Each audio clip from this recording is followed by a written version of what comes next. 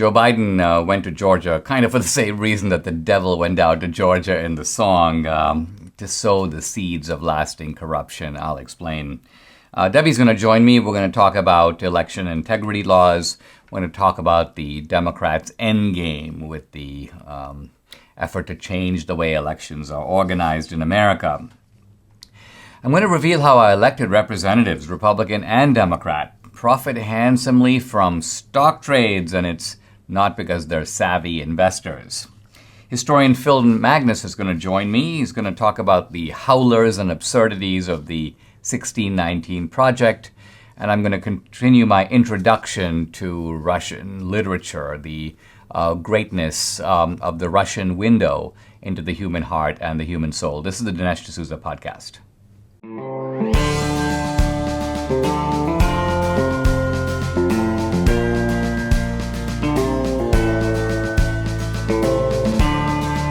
America needs this voice. The times are crazy. In a time of confusion, division, and lies, we need a brave voice of reason, understanding, and truth. This is the Dinesh D'Souza podcast. Joe Biden seems to have set himself the task of destroying constitutional democracy in the name of saving it. Now, like the devil, Biden went down to Georgia, and kind of for the same reason. He went down there to sow the seeds of lasting corruption. And I'll start out with the observation that, interestingly, Stacey Abrams and, in fact, a number of the kind of voting rights groups, the left-wing groups in Georgia, decided to stay away. Why? Well, in the case of the voting groups, they sort of said, listen, we're staying away because this is all talk and no action. This is very symbolic. Biden's not really doing anything. Of course, it remains an open question what Biden can do. Stacey Abrams just said that she was really busy. She had another appointment. So think about this. This is apparently Stacey Abrams' number one issue.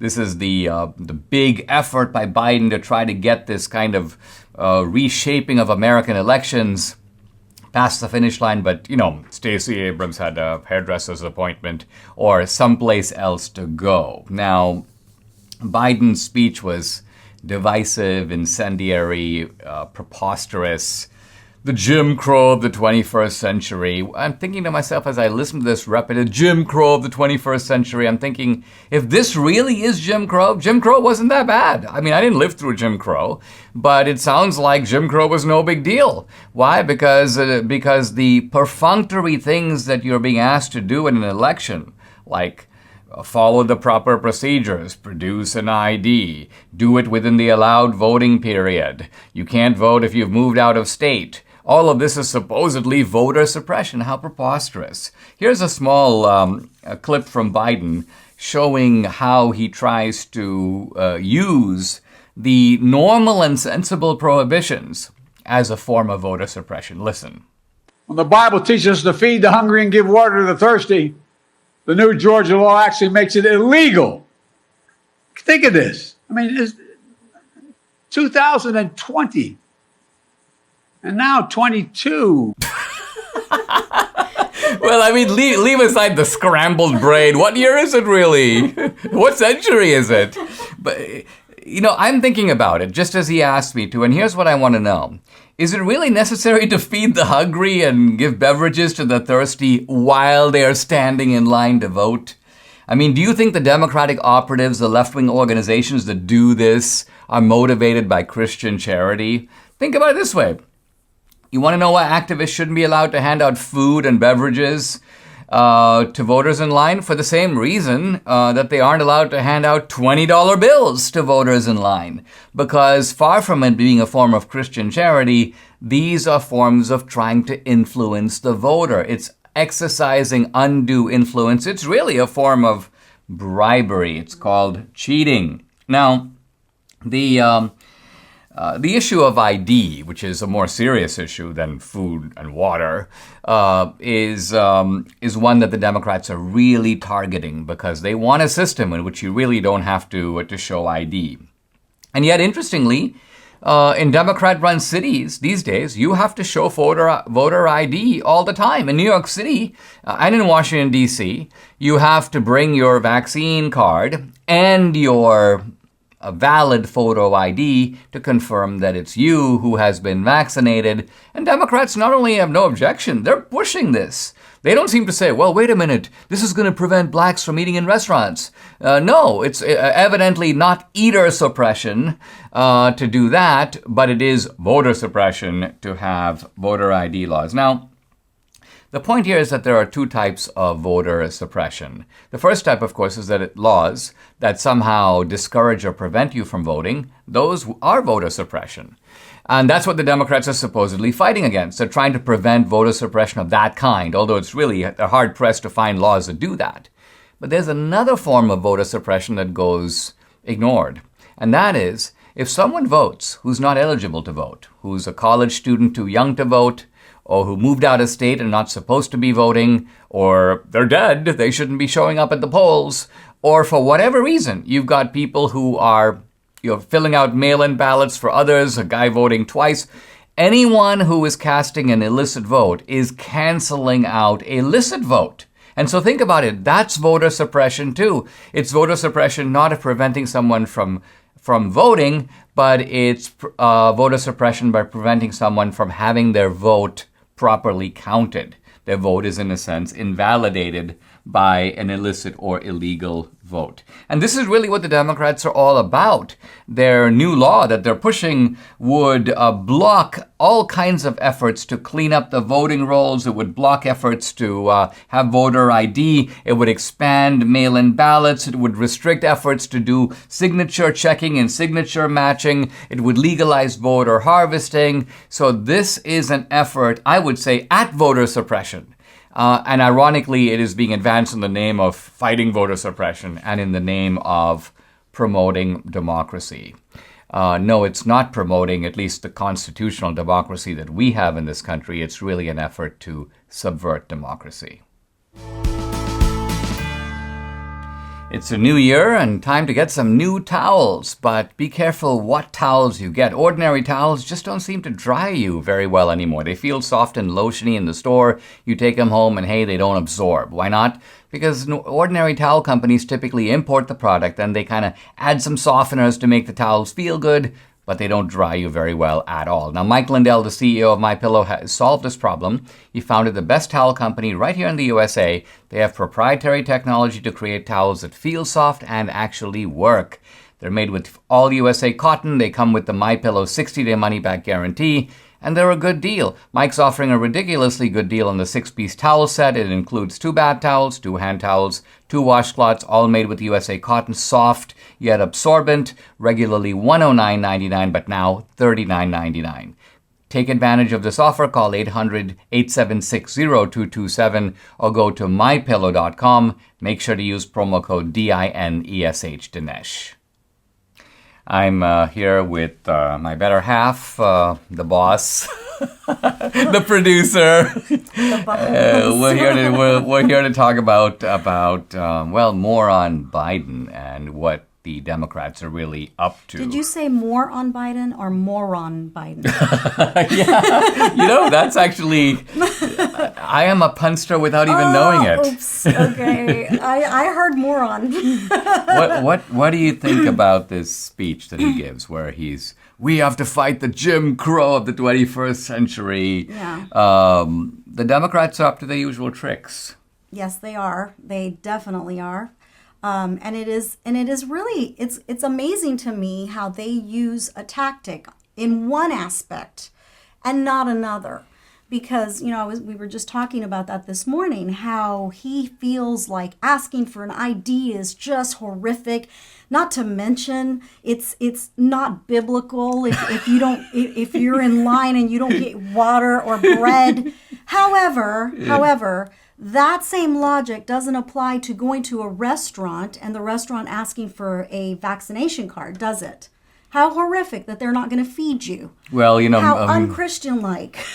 Muriel Bowser, the mayor of D.C., just said, listen, everybody in D.C., you need your vaccine card and you need a valid photo ID. Okay, there you go. That's racist. Yeah. If they say it's racist to do one thing, it's racist to do another thing. Right? And so the point is that it's supposedly voter suppression to require an ID, but it's, is it suppressing blacks from flying on airplanes to ask for them for ID at the airport or the bank? It only applies to something that can easily be manipulated, if you get my drift. Wink, wink. I can't say it on YouTube or any other, Yeah. Now, let's talk about what's interesting here about Venezuela is it provided almost a playbook for the Democrats, right? They voter suppression, and the voter suppression here, people don't realize that one form of voter suppression is if there are laws that prevent you from voting.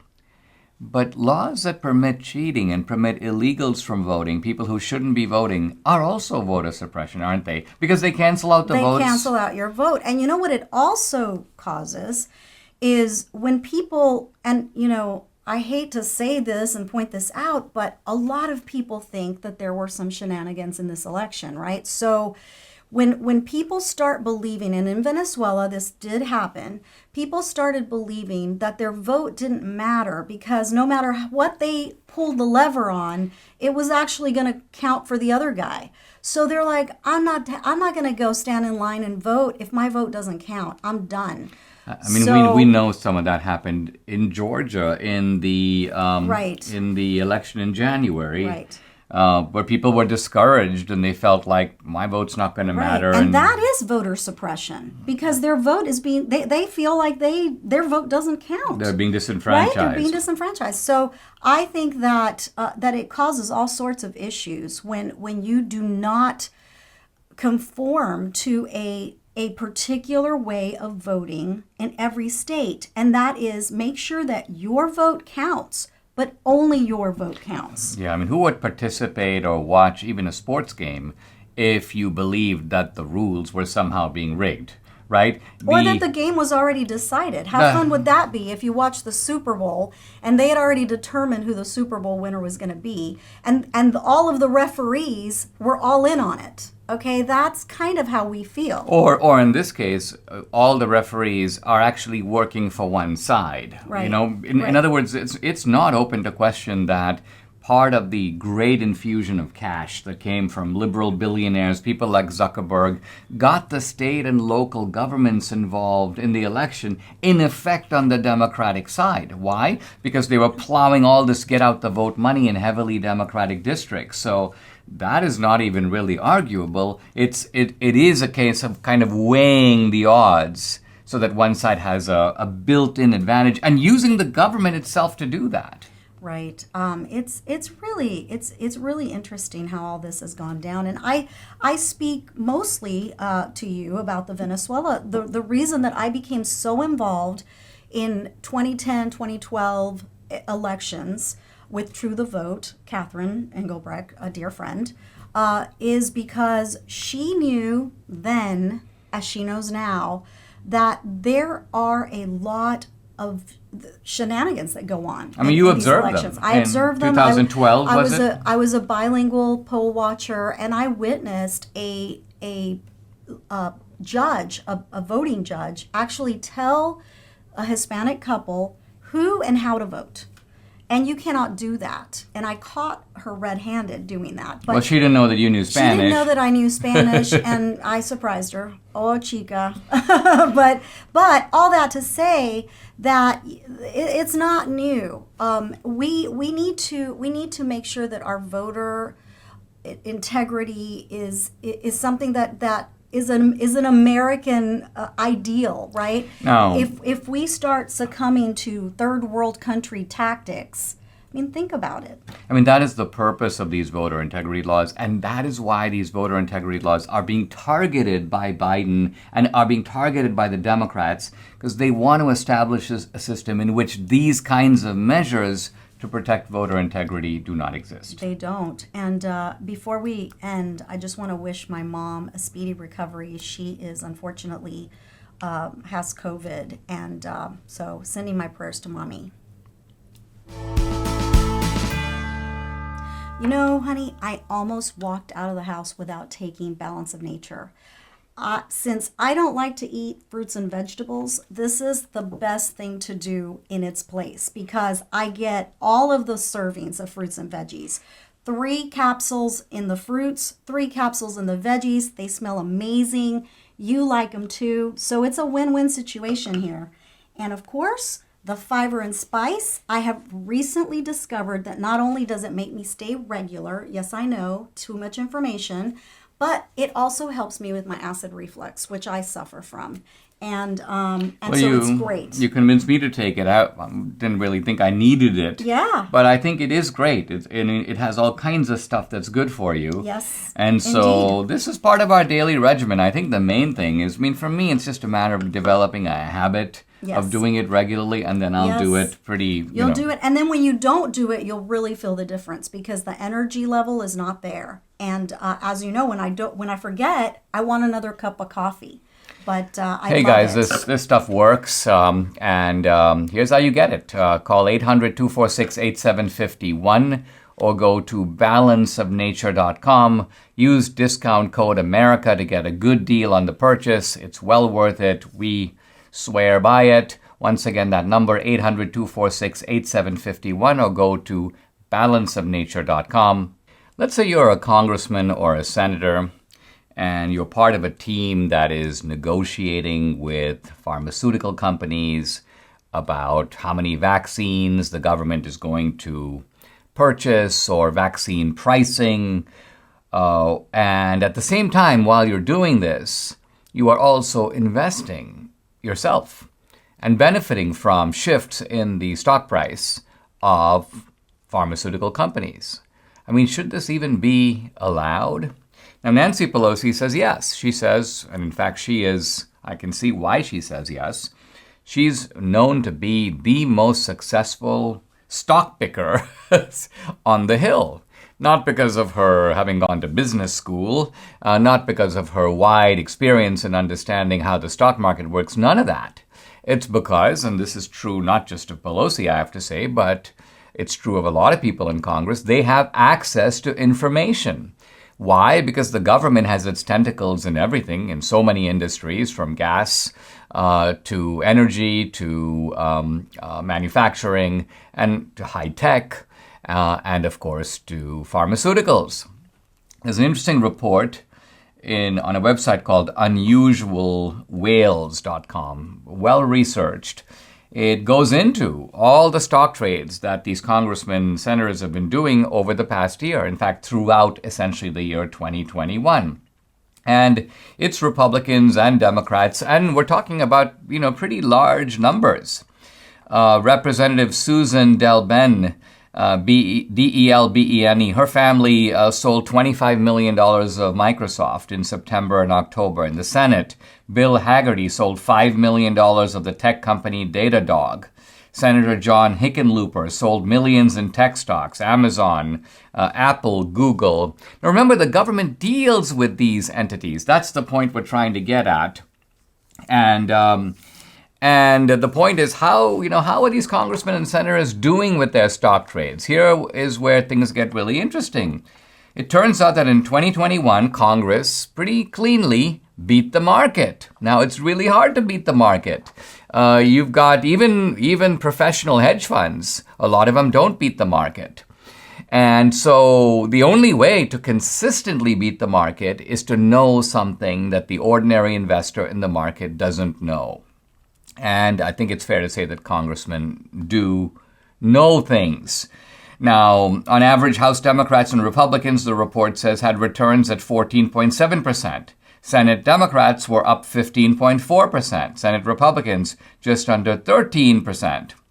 And the stock market was a few percentage points below that. Now, there have been some efforts to stop this, to basically say, listen, either you don't trade when you're in office, or if you're allowed to trade, just buy blind trusts. Just use blind trusts to invest in mutual funds, a wide assortment of a diversified portfolio. And that way you are not actively involved yourself using information that you might have from a hearing or from a committee or from what some CEO told you to take advantage of the market and have a sort of an unfair edge over other investors. Nancy Pelosi is opposed to this, and for this reason alone, it's not going to happen anytime soon, but perhaps it should be part of what Republicans vow to do as part of cleaning up corruption, or if not corruption, cleaning up at least the appearance, in this case, of impropriety and corruption.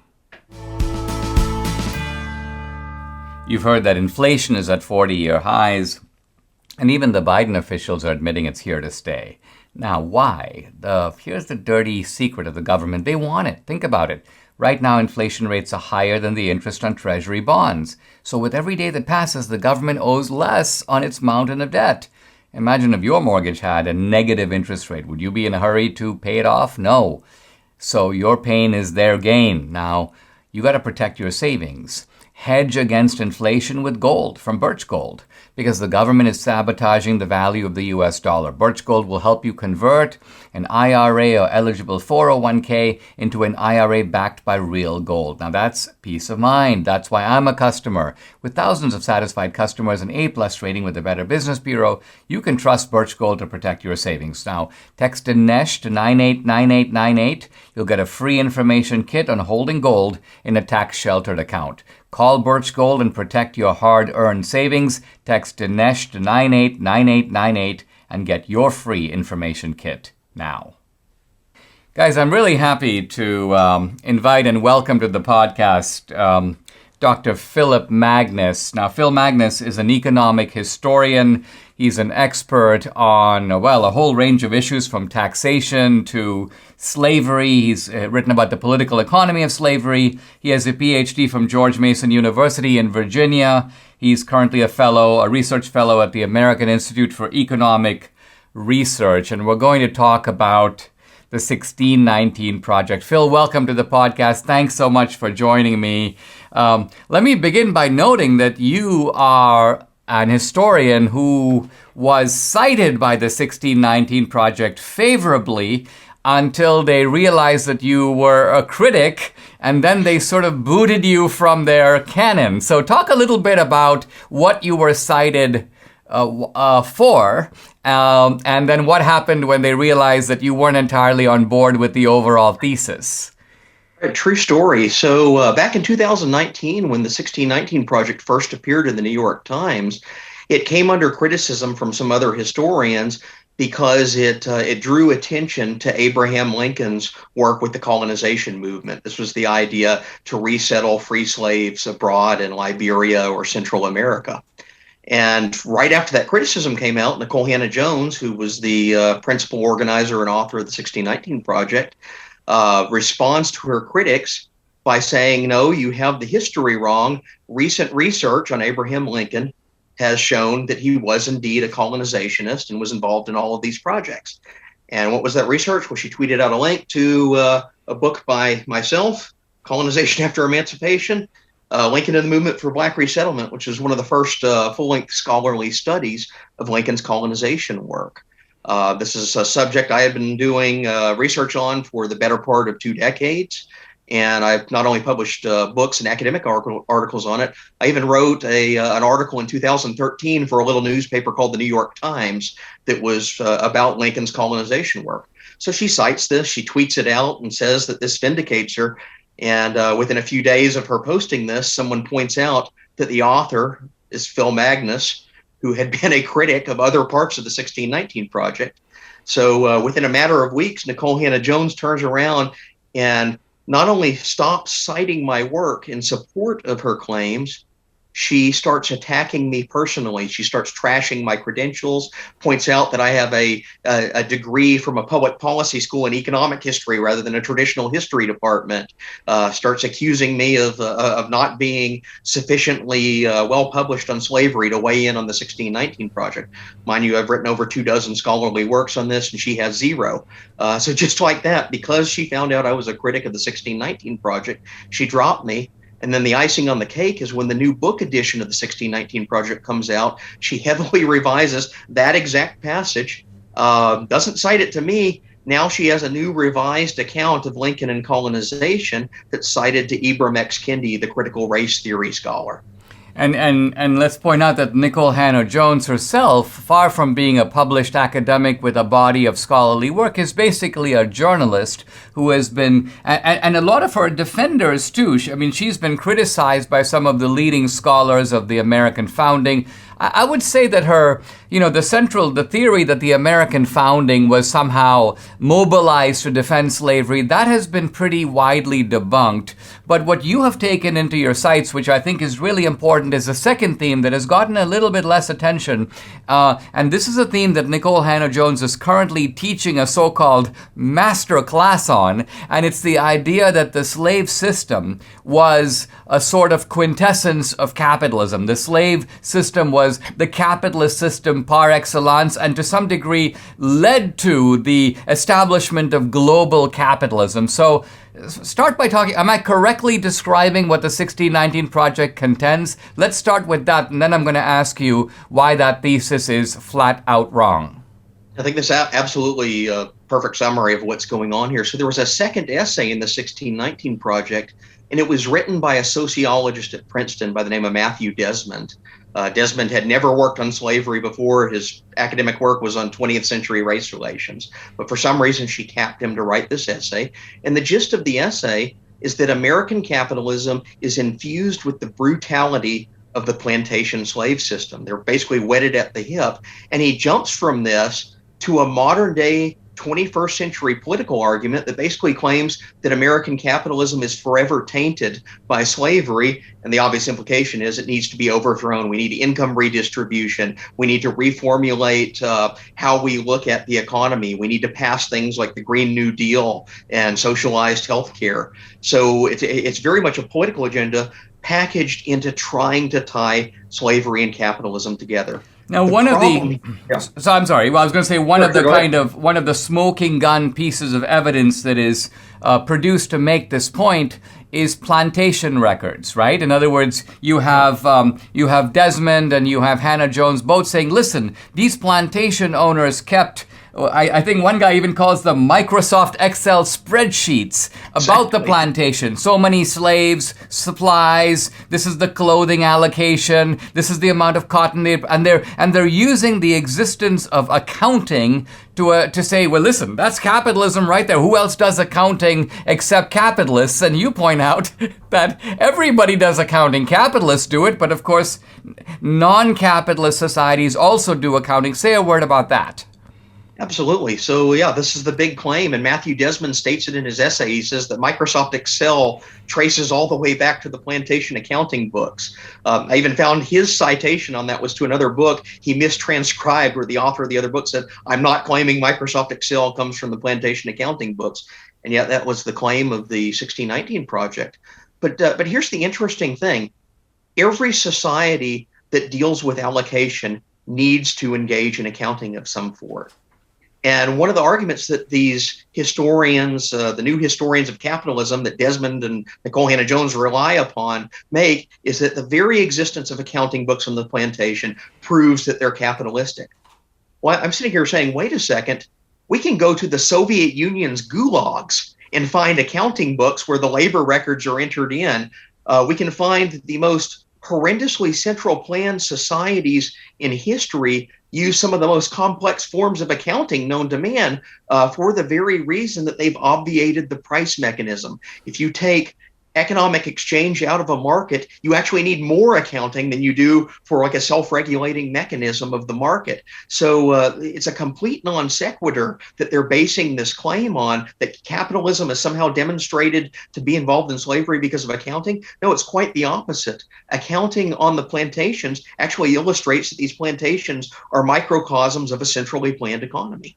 Let's take a short break. When we come back, I want to explore how, in the broadest sense, slave plantations, far from being an expression of capitalism, were the antithesis of capitalism. We'll be right back.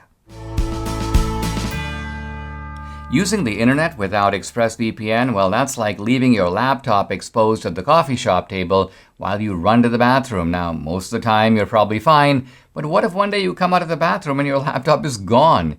Every time you connect to an unencrypted network, cafes, hotels, airports, any hacker on the same network can gain access to your personal data. It doesn't take much technical knowledge to hack someone. Just some cheap hardware is needed. A smart 12-year-old could do it.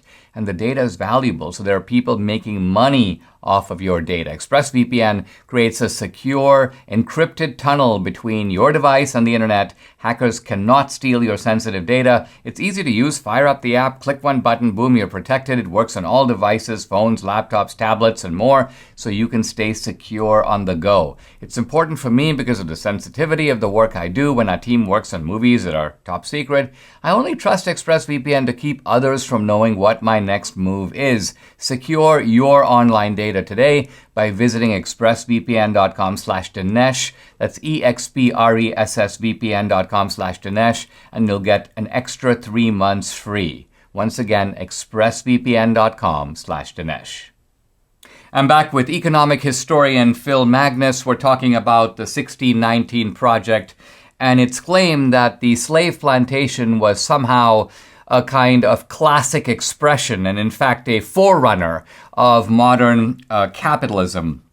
Phil, isn't it a fact that capitalism at its core is based on the idea of voluntary consent? In other words, that you walk into a grocery store, something costs $50, you decide if you want to buy it, they decide if they want to sell it, and if there's an agreement, you do it. The same if you go apply for a job, the employer says, I'm willing to pay you $75,000 a year. If that's acceptable for you, you go for it. If you don't, you walk out. So that's capitalism at its core. It's based upon voluntary transactions. Now, the slave system couldn't be further removed from that. So how do the 1619 historians overcome this central obstacle that you've got a coercive system at its core? Do they just argue that capitalism represents somehow more disguised forms of coercion?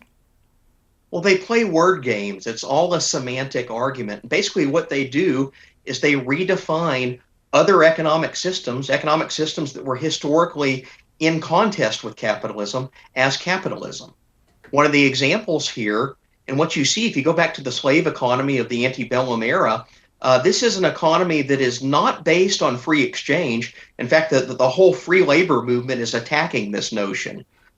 This is why free labor in the North is seen as a competitor to slave labor in the South.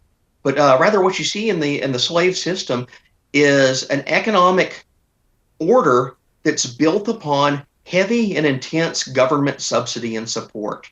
They rely on state and federal government expenditures to pay the slave patrols to recapture fugitives.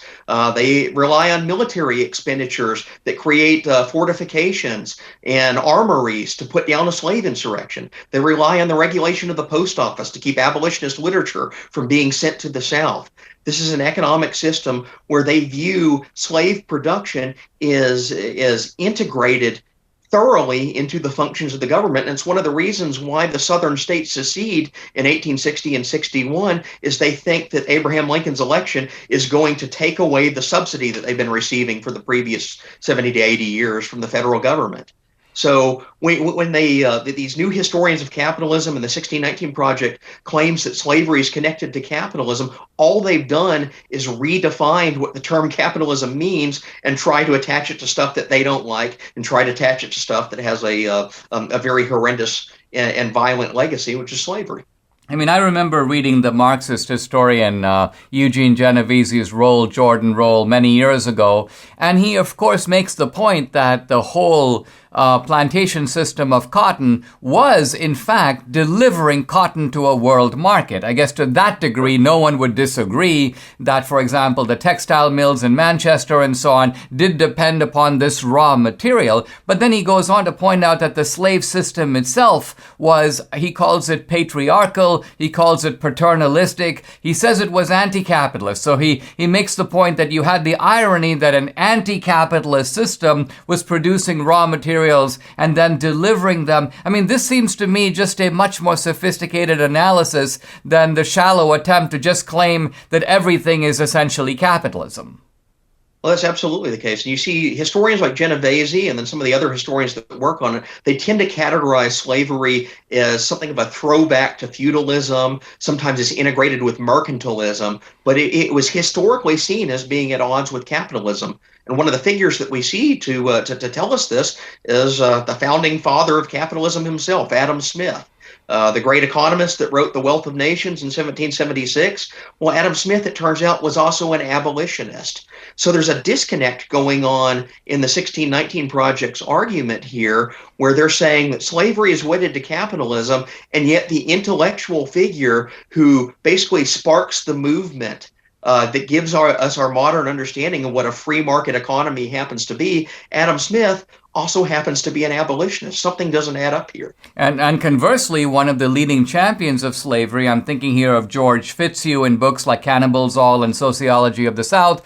Fitzhugh is a socialist, and Fitzhugh basically says he attacks the free labor of the North, and he says the problem with these northern manufacturers is they employ people, they pay them a wage, they exploit them, they don't take care of them, nobody pays their medical bills, nobody puts these workers up. Whereas here in the South, our slave system is a welfare state. He goes, it begins at the cradle, it ends at the grave. You've got children who can't work and we look after them. You've got old people who can no longer be slaves and we look. So he is actually arguing for the socialism of the slave plantation. This, I'm assuming, is not something that is brought up or italicized in the 1619 Project.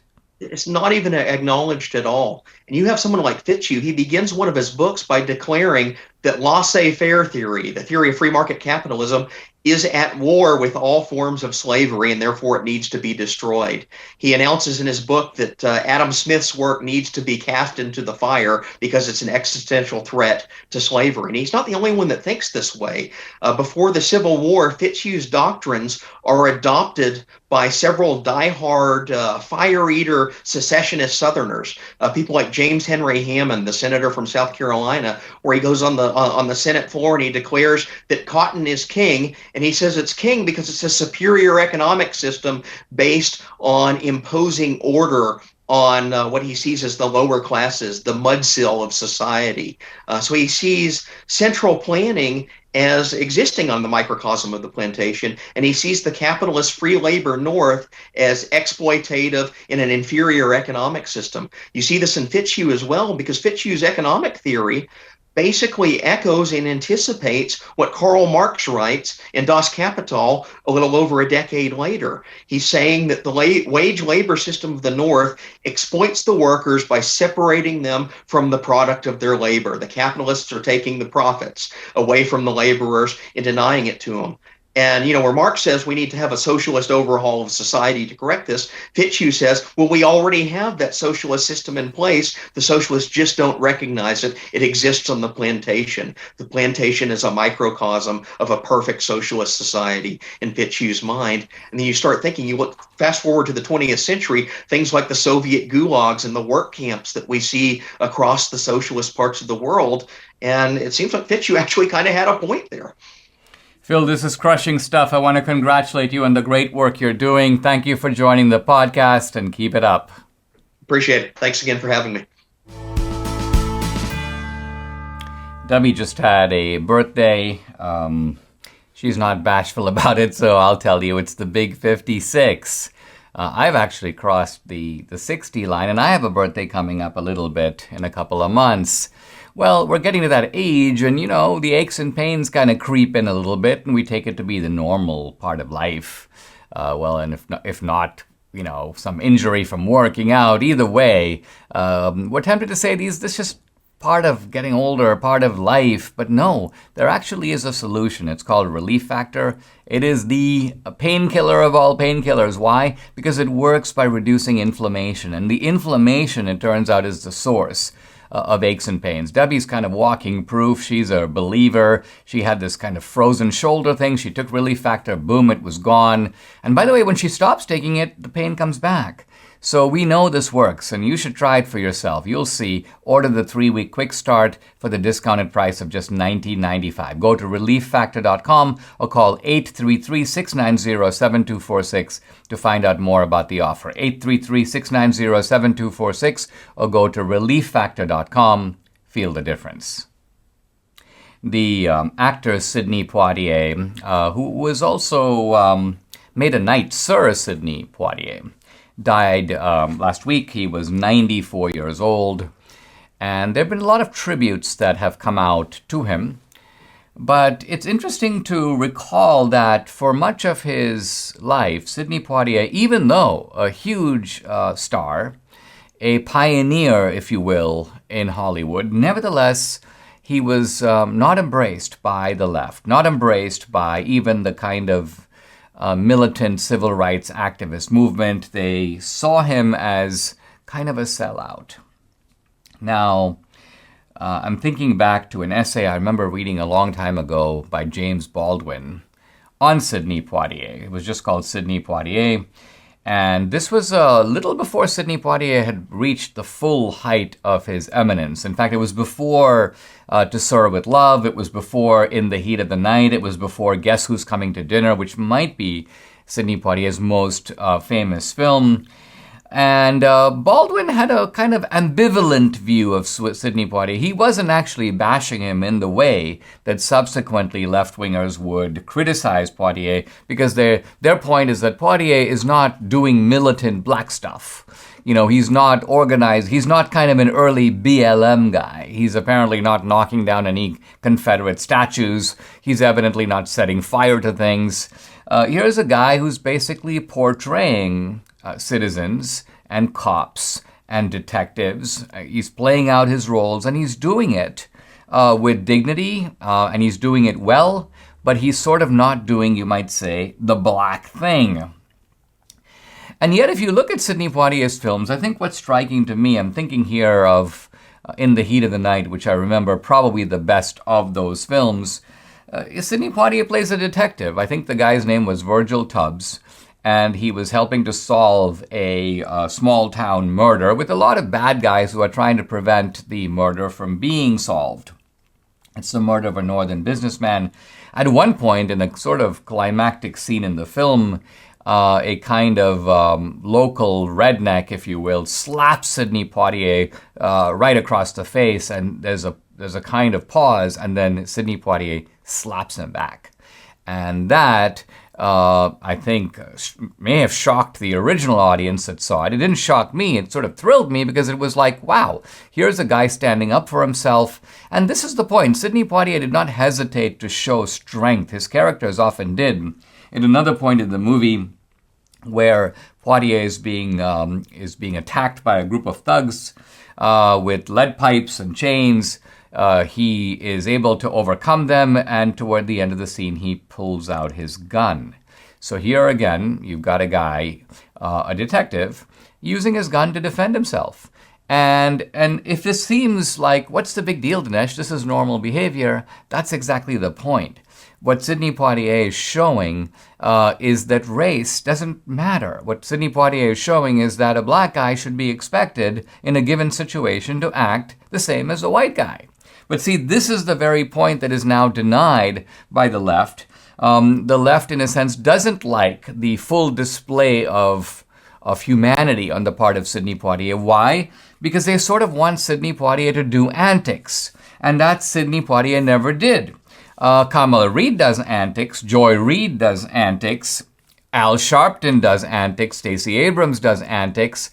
And so those people are actors of a different sort. They're actors who, in a sense, are, you may say, performance artists, and they play the racial game. Oh, I was asked to produce, I was asked my name by a policeman. That wouldn't have happened if I was white. So this is all a sort of, I would call it, a theater of race that people have become specialists at playing these days. Well, Sidney Poitier didn't do that. He wasn't, in that sense, a performance artist. He was just an artist. He wasn't a political artist. He was an artist who played roles. He played roles with important roles, starring roles, roles of consequence, roles of dignity. and roles of humanity. And it's for those reasons, ironically enough, that he is not very popular these days with the left. Mike Lindell, a guy with a big heart, he donated 10,000 pillows to the families devastated by the tornadoes in Kentucky. But hey, nice guy as he is, he couldn't do it without all his loyal customers, and that's you and that's me.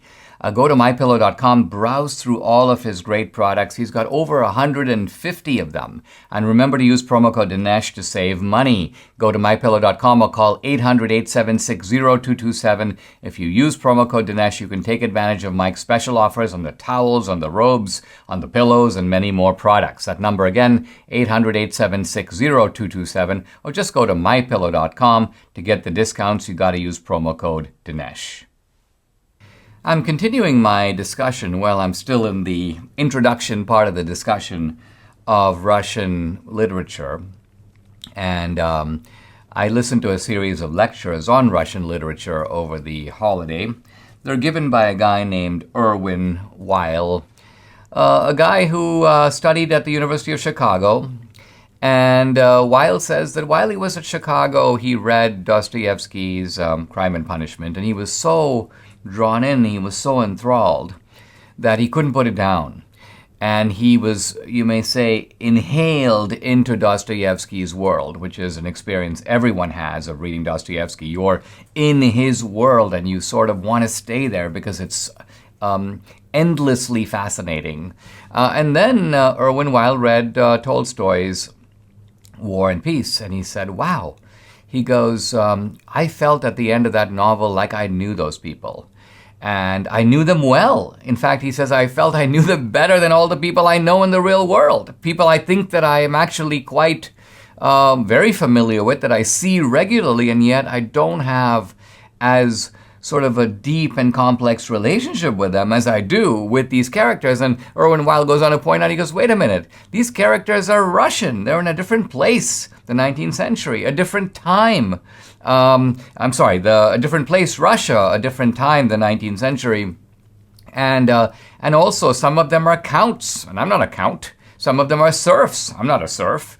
But nevertheless, I feel like I have this kind of intimate knowledge of them. Now, how is it that Russian literature develops this kind of richness and complexity?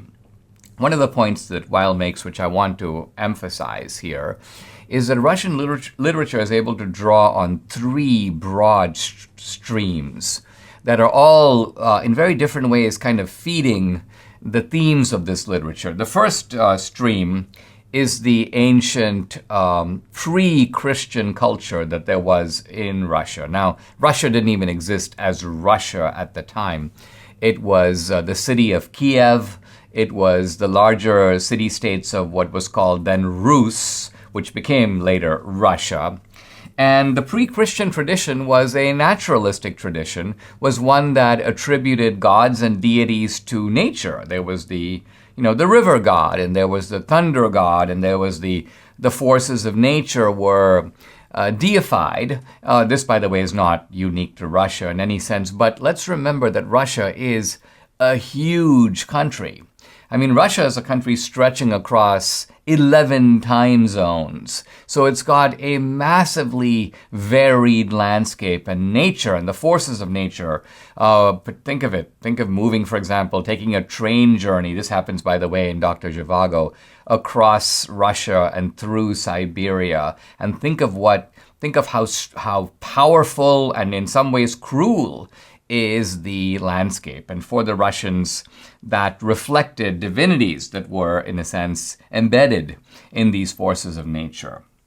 Now, the second tradition is the one I want to focus on here, but I'll mention the third tradition, which is, of course, the modern, the skeptical, the secular, the rational, and in some ways the revolutionary and even communist tradition, which has influenced Russia and Russian literature, particularly in the 20th century.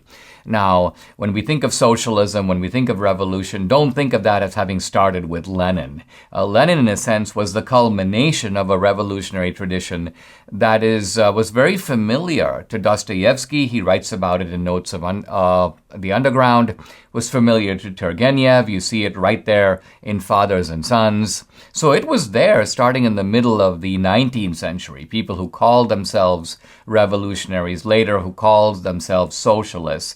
And so Lenin comes kind of at the end of that line, which then later continues with Stalin and so on. But let me talk a little bit about the Christian tradition, because I think of the three traditions: the pre-Christian naturalistic or nature tradition, the revolutionary/communist tradition. The Christian tradition, the third one, is unquestionably the most powerful. Now, even in the naturalistic tradition that preceded Christianity, there were, as I say, there were gods, but there were also devils. The Russian literature and the Russian imagination is full of devils. There are devils, and there are about 3 or 4 different names for devils, because there are 3 or 4 different types of devils. There are kind of there's Satan, there's Mephistopheles, that comes from Christianity. But Russians also tend to believe in imps and demons and monsters, and even what they call household devils. There's a devil that lives in the fireplace, for example, and this guy actually helps the house. He helps things get along. He's kind of a friendly devil, but you have to be careful not to sort of upset him. You can't cross him, because if you do, he's going to wreak some kind of disturbance, some kind of vengeance on you. Now, this tradition of a kind of wide multiplicity of devils and demons was supplanted, but not completely supplanted, by the Christian tradition with its invocation of God, both the Old Testament God, and then of course Jesus, the Son of God, and also also Satan. The reason the Russians got to know all this stuff is because early in history, this is going back now over 1,000 years to about the 9th century, 2 Slavic guys by the names of Cyril and Methodius were asked, they were at a monastery, and they were asked to take the Bible and to translate it into Slavic. This is not even translating it directly into Russian, but into the languages that eventually became Russian. And these guys were absolute geniuses. They took the Psalms of the Old Testament, they took the Gospels of the New Testament, and they produced a Slavic translation so eloquent, so forceful, so emotionally and intellectually powerful, that it is said by people who can read it in Slavic, not me, that it completely rivals the King James Version of the Bible in English. The King James Version is recognized as a sublime translation of the Bible. And this is what these 2 guys, Cyril and Methodius, were able to do in Russia. And so what happens is that the Russians get Christianity. Now, they don't get, I would say, Roman Christianity or Western Christianity. The Christianity in Russia is Eastern Christianity. We talked today about the Russian Orthodox Church, but this Eastern Christianity came to Russia via the Byzantine Empire. What am I talking about? Well, the Roman Empire became so big that it split into 2. It split into a Western Roman Empire with a Caesar based in Rome, and an Eastern Roman Empire with its capital not in Rome, but in Constantinople, which is now called Istanbul. It's now, of course, a part of modern-day Turkey. And this Eastern Roman Empire, the so-called Byzantine Empire, had its own Caesar. By the way, the Russian term Tsar comes from Caesar. One of the early Russian emperors basically said, I want to be the Caesar. And of course, the name Caesar was modified in Russian to become Tsar. I'll talk tomorrow further about this Christian tradition in Russia, but it produced, very broadly speaking, 2 types of saints. I'll say more about this tomorrow. The active saint, the saint who's in the world, but then the monastic or withdrawn saint, the saint who sees the world as evil and sees the monastery as a refuge from the world. And both those traditions are actively present in Russian literature. We see them in Tolstoy, we see them in Dostoevsky. They have contributed to the greatness that is Russian literature. Subscribe to the Dinesh D'Souza podcast on Apple, Google, and Spotify, or watch on Rumble, YouTube, and SalemNow.com.